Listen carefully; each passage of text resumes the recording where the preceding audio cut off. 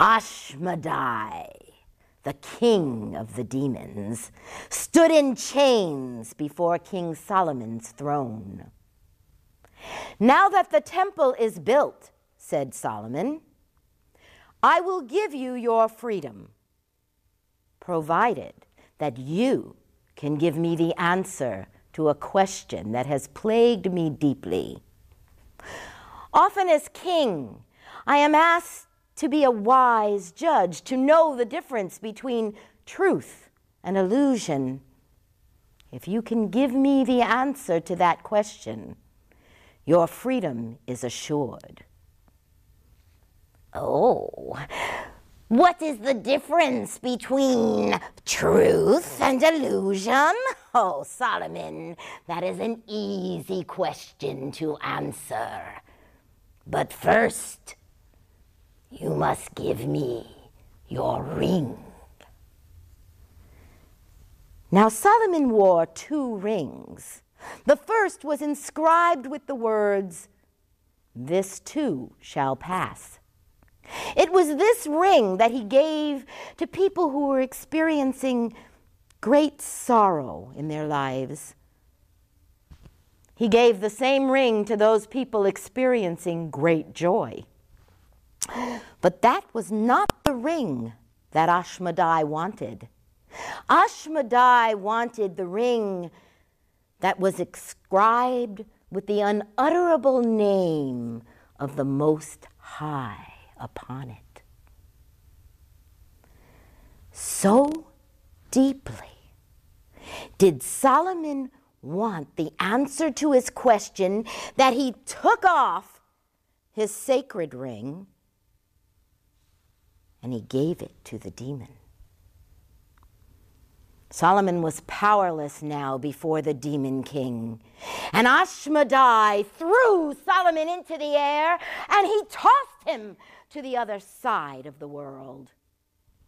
The ring he threw into an ocean where it sank to the bottom. When Solomon awoke, he was no longer wearing the royal robes of a king. Rather, he was wearing rags, the rags of a beggar. He told people, he said, "I am a king.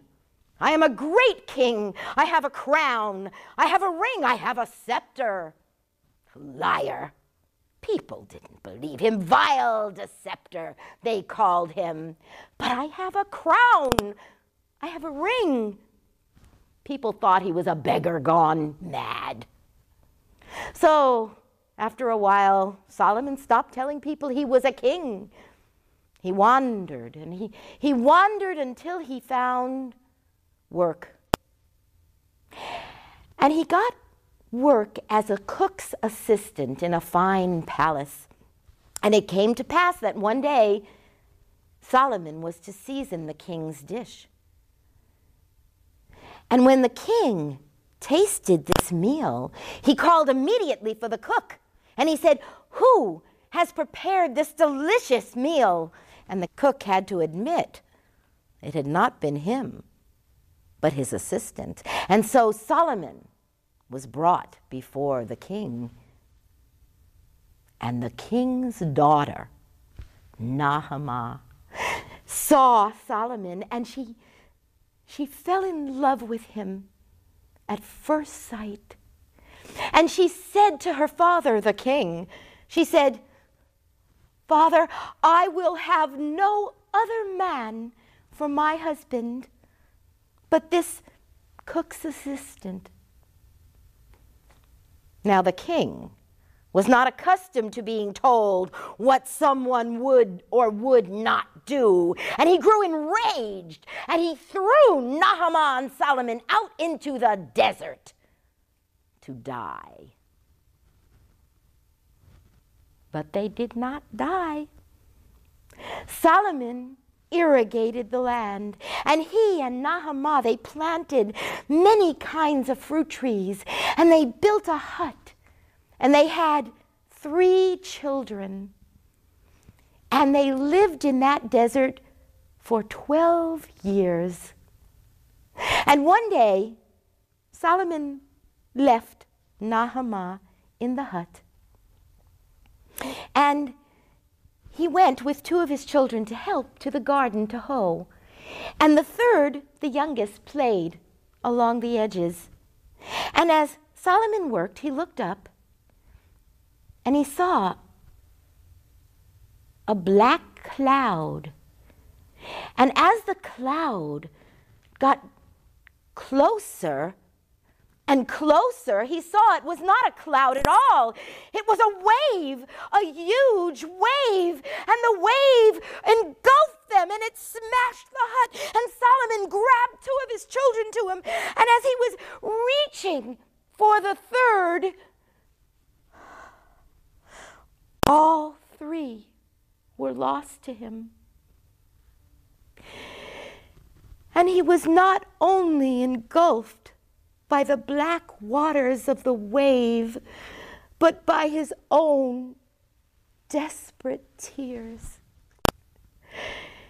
And he was so filled with grief and sorrow at the loss of his family that his tears blinded him, and he did not even notice that he had also lost his freedom. Slavers had found him wandering, weeping, and they had put him in chains, and they were taking him to the market to be sold as a slave. And his human flesh was bought by a king. And he was set to work under the whip for the goldsmith of the palace. And he worked each day in the heat of that flame. And yet, even in his grief and sorrow, he found a way to lighten his spirit. One day, when no one was looking, he took a tiny bit of gold and he fashioned it into a dove. And somehow, this dove found the eye of the king of that palace. And when the king saw it, he was in awe, he was amazed. He said, "Who has fashioned this beautiful ornament?" And he sent for the goldsmith of the palace. And the goldsmith came before the king. And the king said, "Who has fashioned this beautiful trinket?" And the goldsmith had to admit it had not been him, but the slave, Solomon. And so Solomon was brought before this king. And for the first time in 12 years, he told his story of how he had lost his kingship and his family and his freedom. "Who am I?" he said. "Without my crown, without my family, without my freedom. Who am I?" And the king was so moved by Solomon's story that he told him he could have anything. And Solomon asked only for a ship because he longed so to go home. And finally he set sail, and after a time he cast his nets. And when he brought his net on deck, he saw he had caught a fish. And when he sliced open the belly of that fish, he found his ring.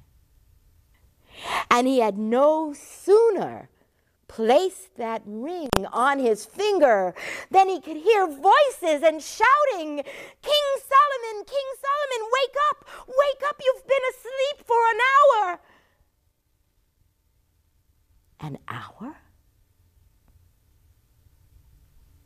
Ashmedai, the king of the demons, bowed low. Well, Solomon, what is the difference between truth and illusion? What is the truth of what we've seen? Is it what we see? What we think we see? Or something in between? Now, Solomon, if you think you have the answer to your question, I will take my leave. And with that, Ashmedai, king of the demons, was gone. After that, they say that Solomon became a truly wise king because he was never quick to judge, and he always looked at both sides of any question. But most importantly, because he ruled his land with an even-handed mercy that was remarked upon by all.